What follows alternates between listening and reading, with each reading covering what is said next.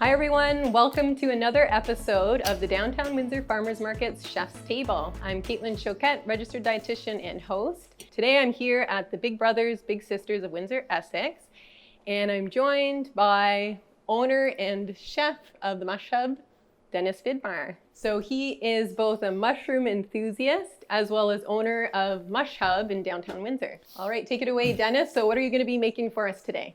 Thank you, Caitlin. Thank you for having me. So today we'll be making a simple mushroom pasta dish, but also a dish that can be utilized as a sauté, something that I put inside a panini as well with some sliced cheese. Also, you can put it in the oven, melts.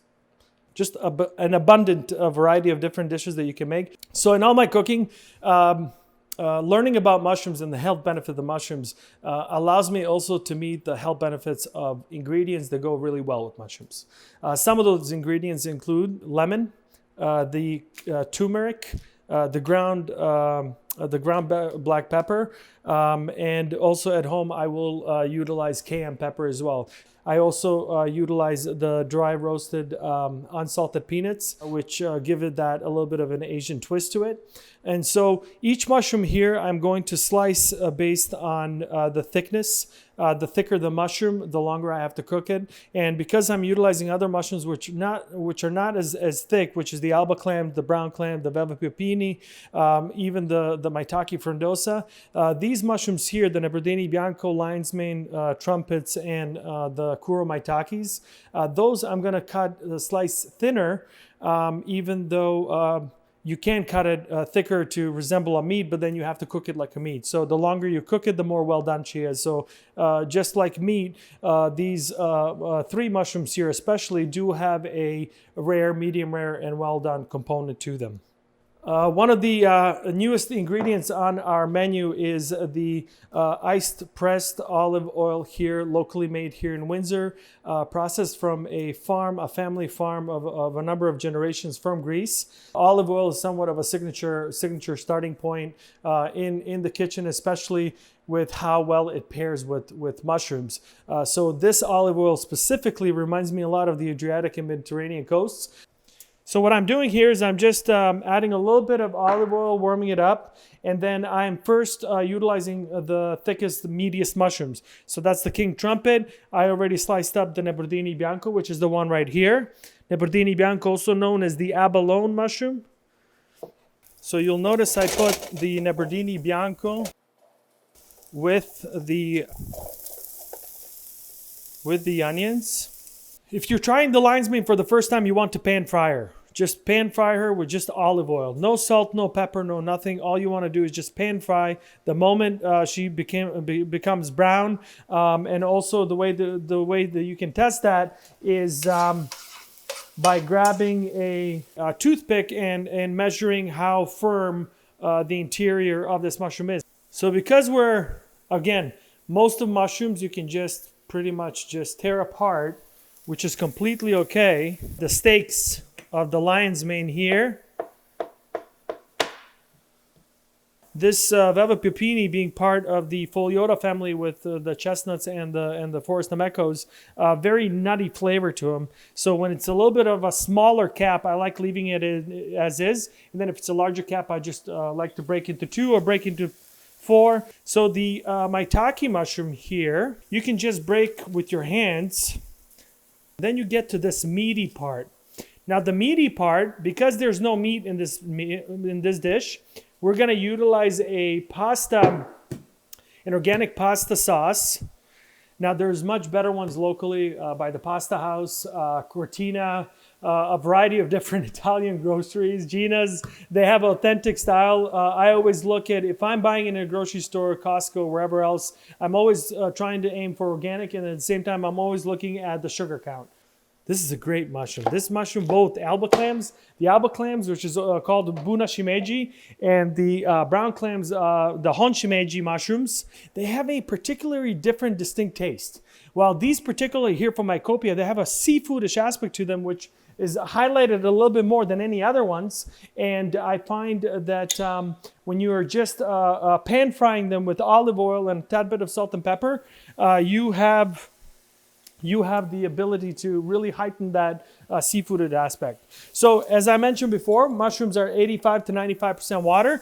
So when I'm cooking with them, after they've been on the high heat, now if you notice, it's not been 2, 3, 4 minutes, it's been a little bit longer. And that's because I've lowered my temperature down to 6 degrees.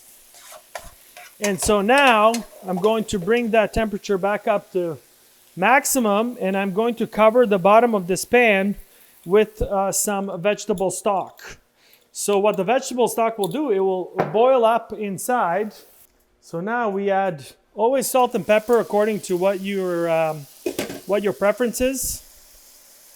First we put the turmeric.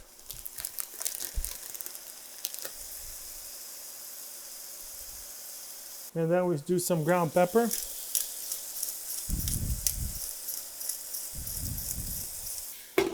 And so we let that go a bit.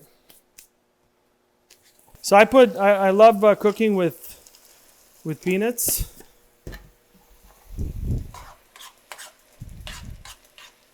And I find it adds a nice little crunchiness when you're eating it with a mushroom. Add some soy sauce.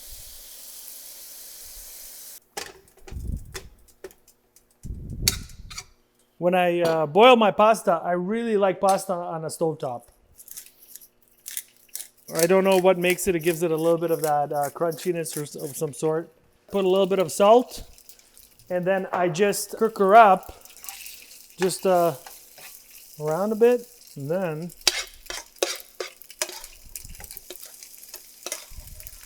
now tomato sauce, of course, depending on what your variety is. And I find that once you don't need to add anything else apart from this, it's quite well seasoned. But if you put a lot of it, it completely distorts the taste of the product of the mushrooms. So I only put it enough to glaze. The pasta sauce is just giving it that red glare. And there you have it. Simple, effective, delicious, nutritious, and all with the thanks of mushrooms. Okay, so this looks incredible. So what do you call this dish, Dennis? Does it have a name? Mushrooms. Mushrooms. Mushrooms and pasta. All right. Something very simple. That's it's a very fancy name for a fancy dish. That's awesome. And I like that you can see all the different types of mushrooms here that were used from this. And each one brings its own essence of what it needs to bring to the plate. Obviously, when you're like at home, I'll usually just cook I'll always cook 1 or 2 or 3 varieties, but sometimes at night I'll just do my takis. Okay, so before we wrap things up, I'm just gonna ask a few quick questions. Yeah. You may have answered some of these already, but favorite mushroom? Do you have a favorite mushroom? Recently, my most favorite is the kuro maitake. I've sort of tried everything and anything with that mushroom, and from just regular cream recipes, like top mushroom. If you go and search top mushroom recipes, usually it's like a white button or cremini cream sauce style. Yeah. That with the kuro maitakes is delicious. Yeah, it sounds like for someone that hasn't really explored mushrooms outside the grocery store, it sounds like there's a whole world to discover. And it's a natural product. All of these mushrooms grow out of logs or out of glass jars, and they're considered vegan mushrooms. There's no animal byproduct in this product in any of the lines that we currently work with. And so I always say when especially with this new plant-based and vegan component where people think, you shouldn't be eating meat or you should be eating less meat, that's where mushrooms take the first part. Mushrooms are right next to it. So anybody who's interested, mushrooms will offer an incentive. So one more question. Okay. What's one thing you love about the market? So how does it make, how's the market special and more than a place to just go and pick up food? Oh, wow. The relationships, this year is 10 years since I've been to the first farmer's market. And I started at the Amherstburg Farmer's Market when it was at the Little White Church with my father's farm. And then, the downtown farmer's market when it was in Clark Center. Then when it was at the bus stop, then it was, it was first at the bus stop, then the Clark Center, where the ice skate ring is. And now it's downtown at Pellisher.